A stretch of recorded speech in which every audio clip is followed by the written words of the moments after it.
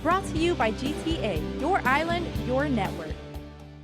I would just say right now that, is it prevalent as an issue? I would say it's not prevalent, but does it exist? Yes. Superintendent John Fernandez said issues relative to transgender students' rights are nothing new for the Guam Department of Education. We haven't set a policy yet. I would say that DOE as an institution has been very well aware of the diversity that we have within our school system, and that's ethnic diversity, that's sexual identification, gender identification, and so forth. However, the issue of whether transgender students should be allowed to use restrooms and other facilities associated with their gender identities at the school level took the national stage last week after 11 states and state representatives filed a lawsuit challenging federal guidance.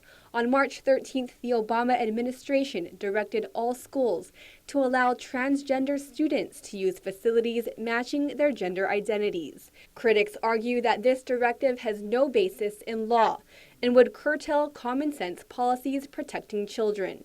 Meanwhile, the Obama administration calls it an issue of civil rights protections, citing Title IX of the Education Amendments of 1972, which prohibit sex discrimination in programs using federal money. So what we're going to do is we'll take a look at this policy to determine whether it will impact on operations.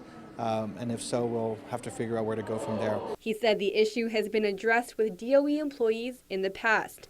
And as for students, any issues are handled at the school level. We want to make sure that we're very welcoming and accommodating to the extent that it makes sense.